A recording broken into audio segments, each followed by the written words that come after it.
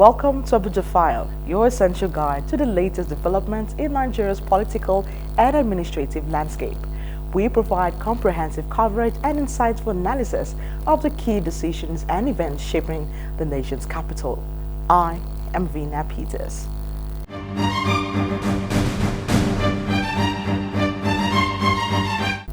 In a landmark series of decisions, Nigeria is stepping up its effort to combat crime and corruption through new international agreements with Spain, following approval by the Attorney General and Minister of Justice, Lateef Fagbemi.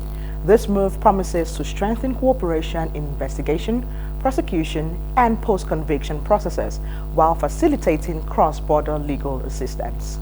To do with exchange of assistance to bring back fugitives, people trying to escape from justice. It's either you bring them to justice or you take justice to them.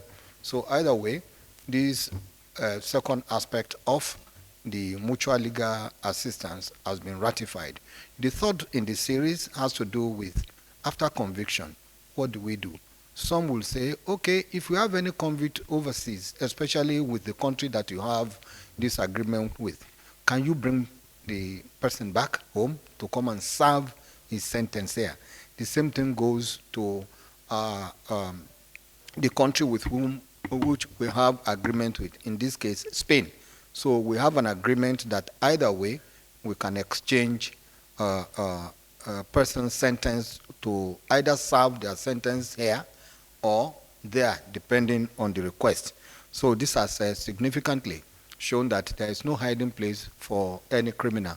If they go outside the shores of the country, we can always they can be assured, and they are rest assured that the arms of the law is long enough to reach them. So these are the three memos that came from the Ministry of Justice, which the FEC considered and approved. Thank you very much.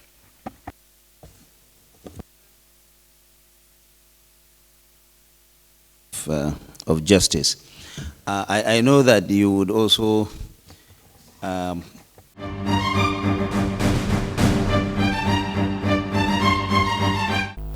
In a separate but equally significant development, the Federal Executive Council has approved a series of road rehabilitation projects nationwide, amounting to a total of 1 trillion naira. Key projects include the 150 kilometers Benin-Akure-Ilesha Road, awarded to HiTech Construction for 525 billion naira, and the rehabilitation of the Abeokuta-Iboro-Ilaro Road in Ogun State, contracted to Strabic Construction for 57 billion naira. We have certain amount of money in the budget and underfunding instruments like an MPC tax credit. And some of these projects inherited, some have lasted for 18 years. And so you can imagine the gap, the level of variation. And so when you now, compare the amount we are looking to for approval, and you compare the initial contract sum and what is available. That's what Mr. President and FEC directed that we should review. And today, while reviewing it, ingeniously, Mr. President or FEC directed that these projects are within our economic corridor.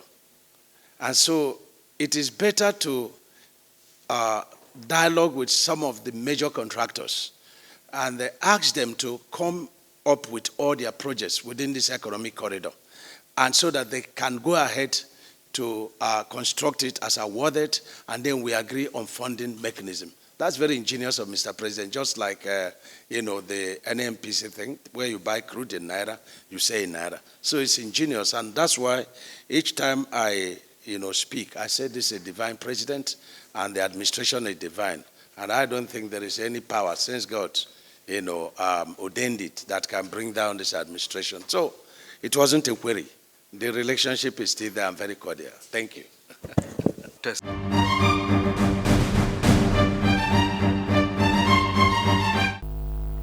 Transitioning from infrastructure to healthcare, the Federal Executive Council has also approved a one-time procurement of 7,887 sets of daily consumables. This move is set to enhance healthcare services for patients with end-stage renal diseases, reflecting the government's commitment to improving public health. Sectoral Cabinet Committee to help guide a national response in collaboration with our state governments, pre-positioned materials in almost all the states, and embarked on public advocacy by various ministries: information, water resources, environment, health, aviation, education. We look at the landscape. And I'm pleased to report that in the last 3 weeks, the trend of the cholera outbreak is consistently going downwards, which means that Nigeria is able to contain so far. But the rainy season is on the way. The flooding is still unfolding. We're not lifting our gaze from the risk that this may rebound, but so far so good. We also were able to mobilize doses of oral cholera vaccines from the Vaccine Alliance in Geneva, which we are expecting, and we are working with the states through the Centers for Disease Control, which hosts the Emergency Operations Center, which tracks these cases on a daily basis. So all in all, the outbreak is unfolding. We think Nigeria is successfully containing it, but we're not relenting. We're not declaring victory yet, but I think Nigeria has done a great job in terms of stemming this outbreak, and thanks to Mr. President for his leadership in terms of setting up this mechanism that is across different ministries and also with the state governments and local governments, and revamping the effort to clean up Nigeria, which His Excellency the Vice President also chairs an effort to ensure that we improve on sanitation and end open defecation in Nigeria.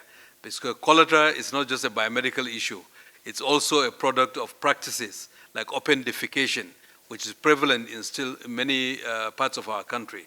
So collectively, between the federal government, states, and local governments, our private sector, our community leaders, religious leaders, we have to educate our people in terms of better sanitary practices.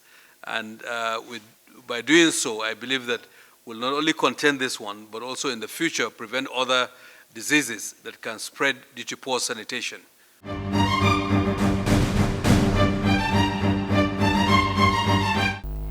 In a bid to further modernize its operations, the Nigerian government has disclosed plans to digitalize 80% of its operations by 2025. This initiative aims to boost efficiency, reduce corruption, and improve transparency, aligning the public sector with global e-governance standards.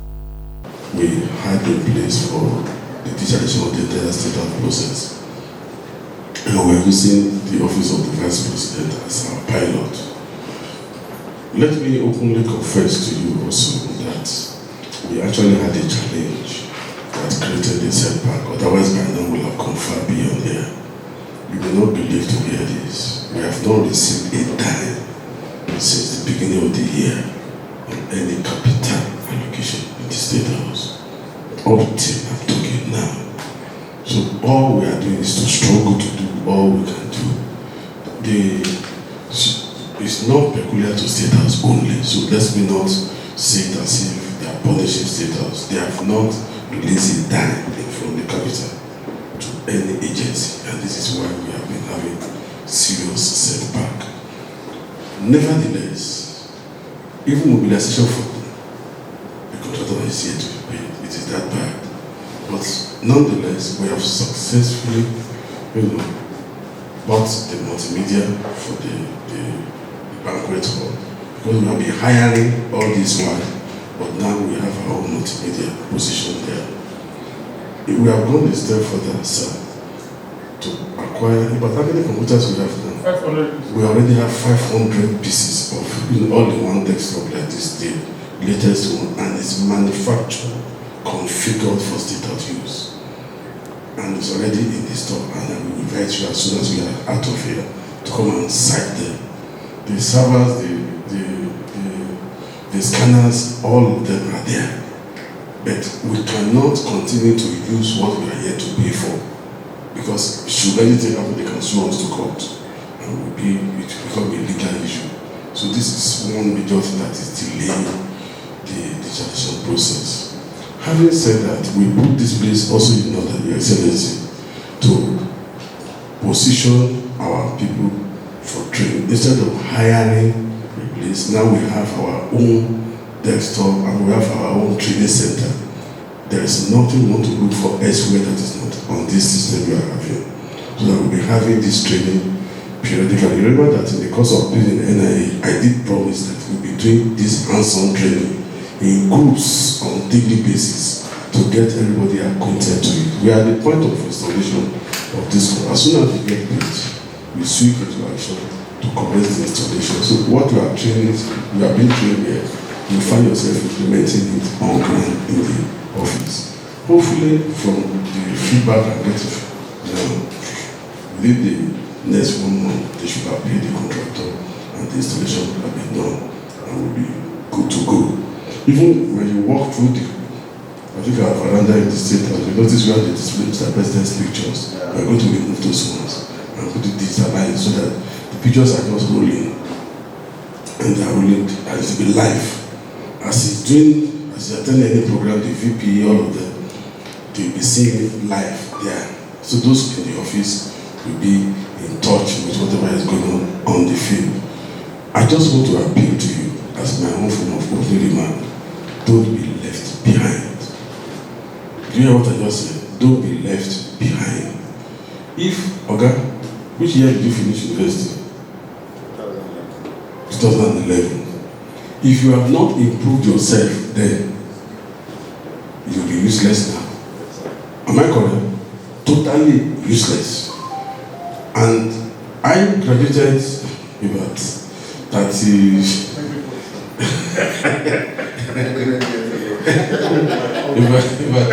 years ago. Don't laugh at me. You graduated before me. But where I'm going is this. When we were in school, we were being trained as civil engineers as to how to design a road. Do you know what?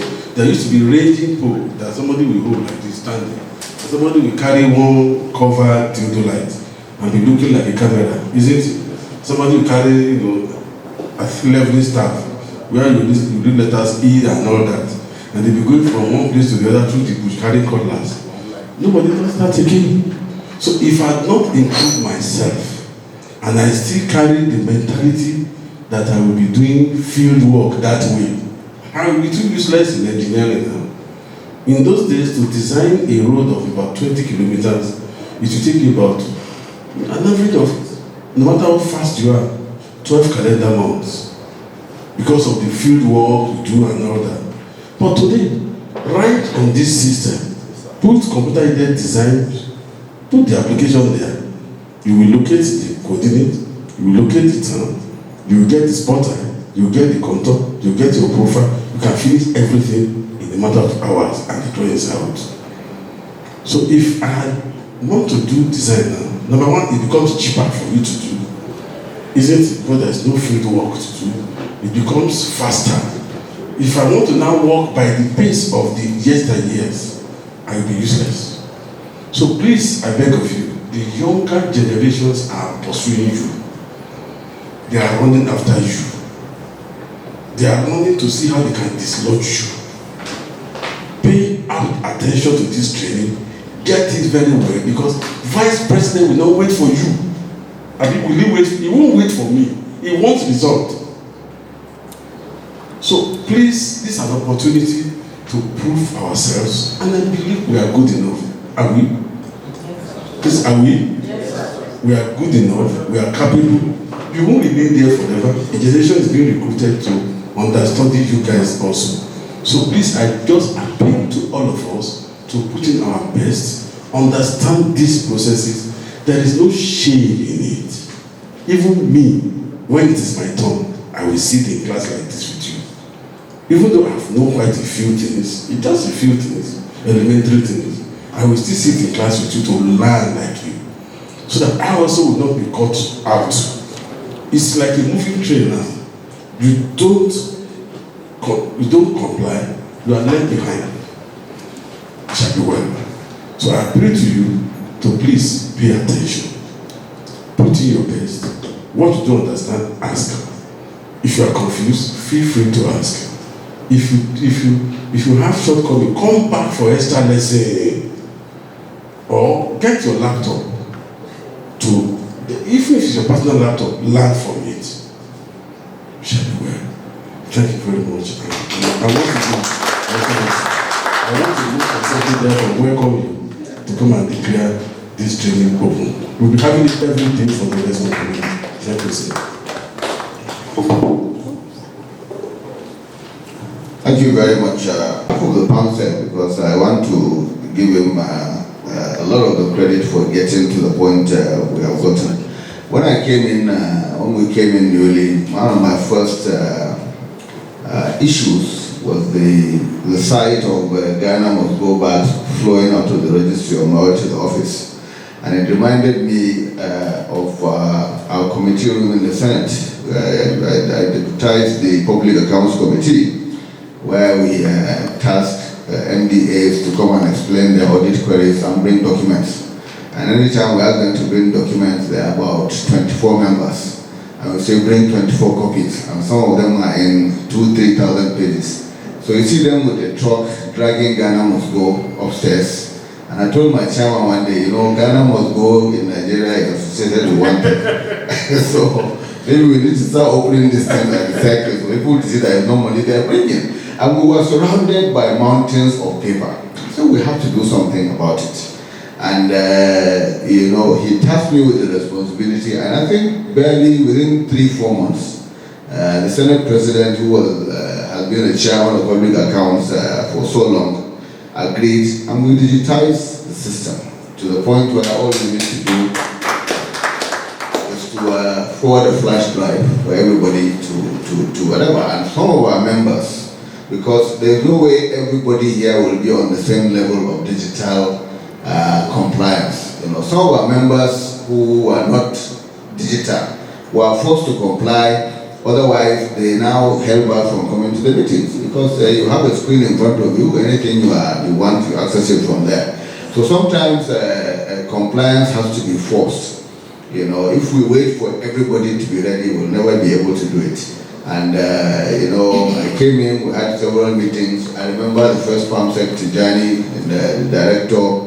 We had several meetings in my office, and then by providence, engineer took over and now took the mantle and now even went ahead of me because he literally made what we are doing today possible. But I want to tell you that I'm used to a digital environment. From the time I was in the bank to the time I was working in Port Harcourt, Shell Petroleum went paperless in 1996 or 1997. This is not new. You know, and the reasons for going digital are very simple. Just like Mom said, you know, if you don't go digital, you get to a point where you will even fail to integrate with the rest of the world. You know, everybody is moving ahead. You have to get to a level where you can at least have that connectivity. You know, Nigeria is supposed to have embraced open governance to the point where the target is by next year, 80% of government activities will be online. We are not there yet, but I believe that the only way we can be there is if we lead from the top. You know, if you have a state house that's digitized, that is going paperless, everybody, every MDO will be forced to comply.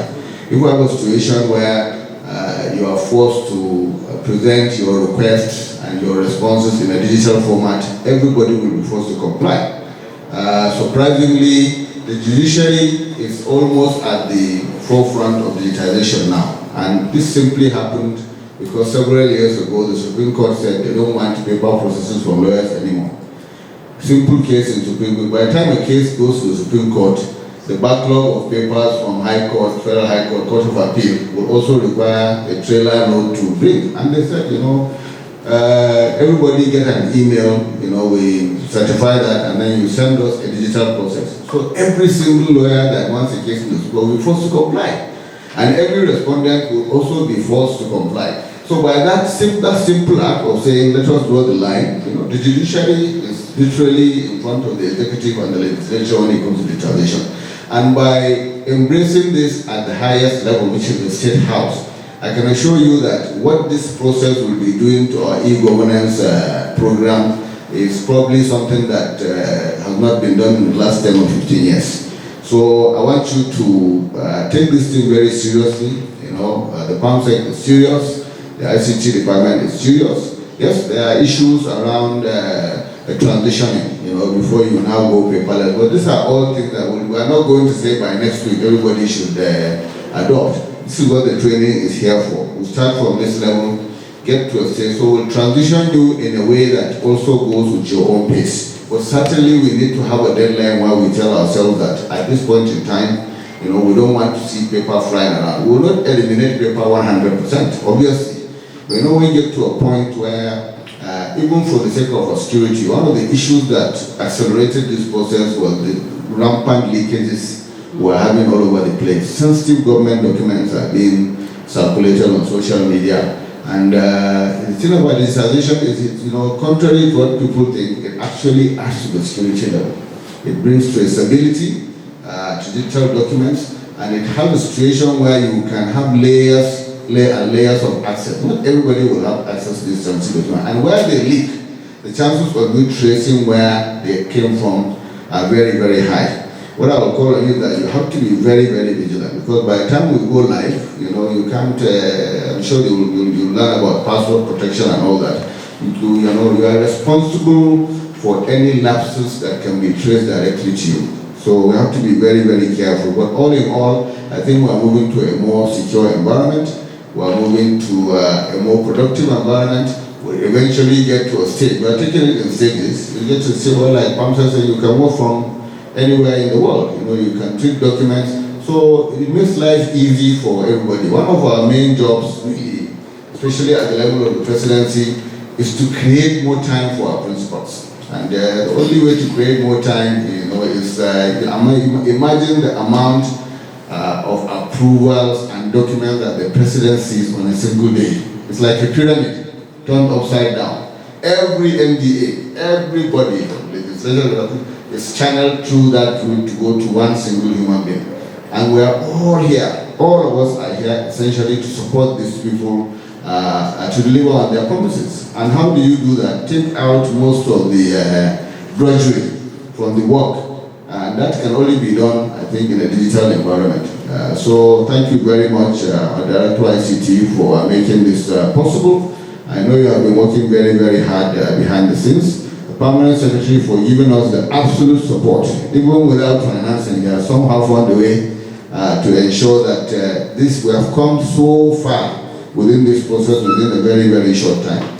I wish you a productive training, you know, while we're part of it. I've had this same training done in my office, I think over the last 3 or 4 days. We haven't finished.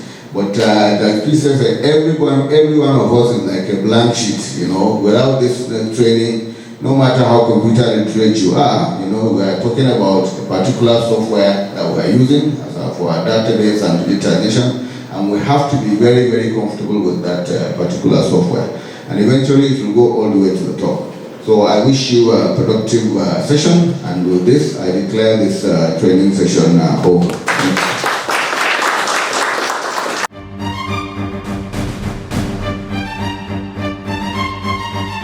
Building on the theme of modernization and engagement, the federal government has launched a program called the Citizens Assembly North Central Zone.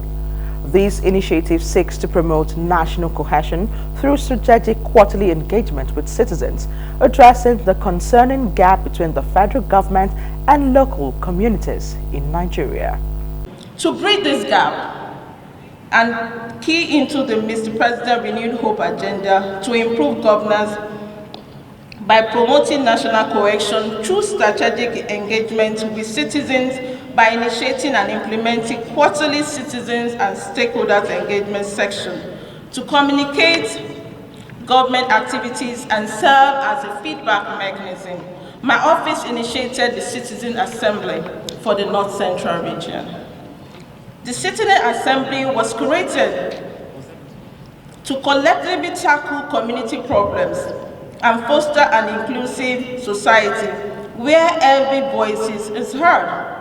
It offers structures across communities where residents can express their thoughts, share ideas, and table plea and collaborate on lasting solutions to existing problems, while also planning proactively for future challenges.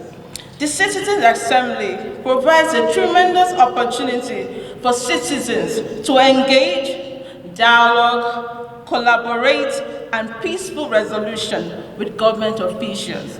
It is a commitment to ensuring swift information dissemination, stakeholder engagement, project participation, and continued deliberation for meaningful outcomes. Nearly 1,000 indigenes and settlers from the North Central region applied to be a volunteer for this noble cause. After a rigorous selection process, volunteers were chosen to represent at least a ward across the 6 states of the North Central region and the FCT. These volunteers will serve as an agent of change and influencers within their communities, developing actionable solutions and ensuring challenges are addressed at the highest level. As we officially launch the Citizens Assembly for the FCT today, I'll be going to all the 6 states in the North Central to do the same thing. With subsequent launches across the 6 states, I urge other government appointees and elected leaders to take a clue from this initiative. Many speakers have spoken and have said a lot of wise things to you. My own counsel to you is this: the president did not appoint you to be a voice to the people. The president appointed you to be the people's voice to him. Many of us appointees have big problems telling our principal the truth. We like to color things up and to tell them what we think they would like to hear.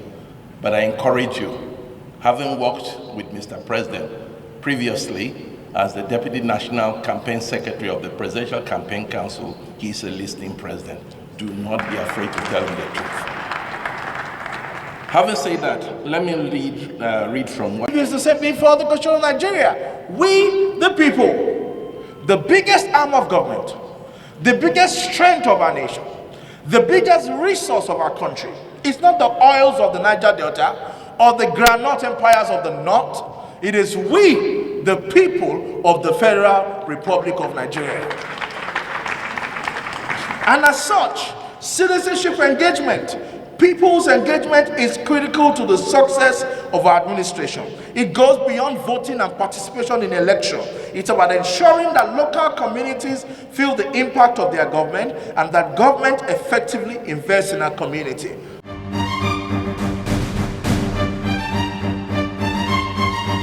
Scrutiny continues as the House of Representatives Committee on Public Assets have queried the Ministry of Finance Incorporated regarding extra budgetary expenditures. The committee has expressed disappointment with the ministry for failing to meet expectations and condemned the agency's reckless expenditure without improving government's revenue. And incidentally, in the ownership of NSIA, MOFI, on behalf of the federal government, owns 46% of NSIA with the share certificate because it is a federation asset. We are a federal government entity, 2 separate entities, and in terms of ownership as well as mandate. Ours, on the other, is we are a federal government entity that focuses on, 1, ensuring that the federal government assets are accounted for. They are optimized for the benefit of the federal government, which is different from the federation. The second aspect of it is that every time federal government has to make an investment decision and managing that, they don't need to consult with state governments or the local government, which is typically what you would have in the case of NSIA being a federation asset. This is a solely and exclusively federal government. I sit here and I'm lost. I'm angry because this is a government functional institution. We don't function by theories. MD sir, you spoke so well. You said plenty things. I don't really believe that this thing should be done theoretically. To me, I just heard lectures. You just lectured me. Very good lecture, a lot of education.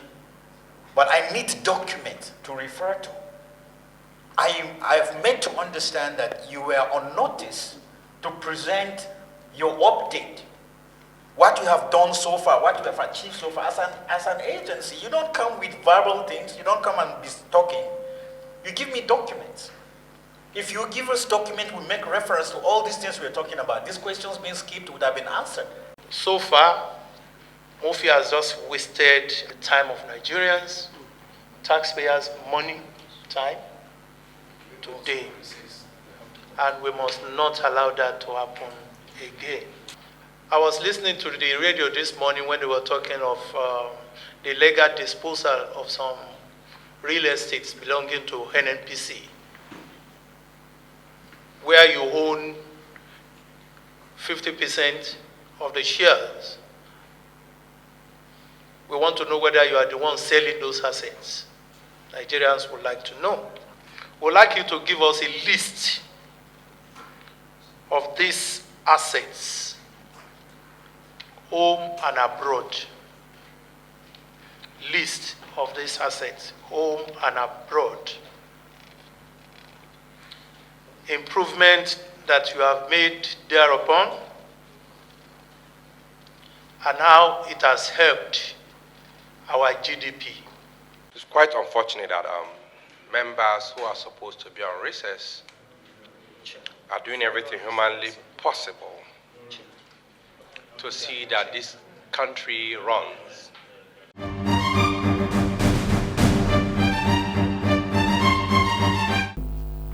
In light of ongoing national discussions, young entrepreneurs of Nigeria have called on youths to pursue dialogue as a means of addressing their grievances rather than engaging in mass protest. They urge that more time be given to President Bola Tinubu to tackle the country's current challenges while acknowledging the understandable frustrations and concerns that have led to calls for action. They emphasize the importance of reconsidering and shelving the protest in the national interest. It's time to think of the terrible consequences of this planned protest on our dear country, Nigeria. At this critical point, no patriotic citizen should wish Nigeria a setback. We therefore employ all young entrepreneurs and teaming youth across the country to shape this proposed protest and key into the economic opportunities of the federal government, such as the 110 billion Naira Youth Investment Fund, Nigerian Education Fund Loan, Federal Government Grants and Loans Program, just to mention a few. At this time, as a nation, let's prioritize national unity and peace. Let us work together and build a brighter future for ourselves and the generations to come. It's known that nation building is a tough task, and it is imperative to appreciate the leadership efforts of our President, His Excellency Bola Ahmed Tinubu, GCFR. And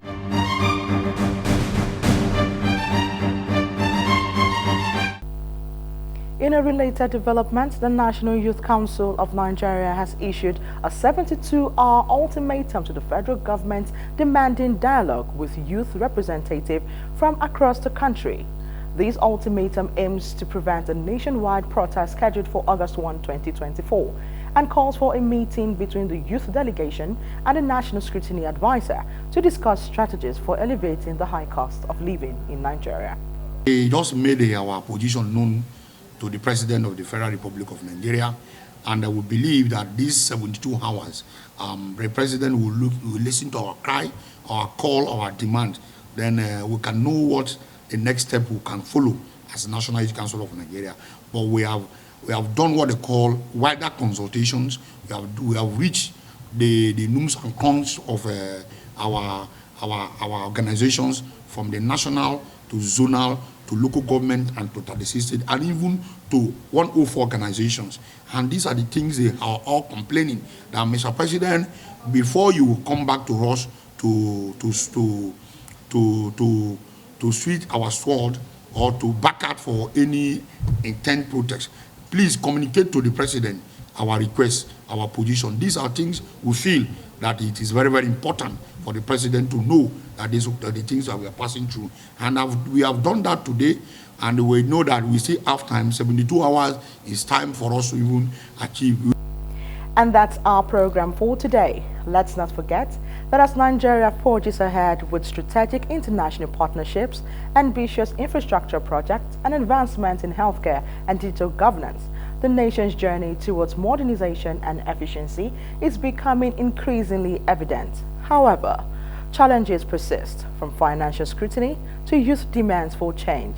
How the government addresses these concerns while fostering unity and progress will be key to navigating the complexities of today's Nigeria. Stay tuned as we continue to track these developments and their impact on the nation's trajectory. I am Vina Peters.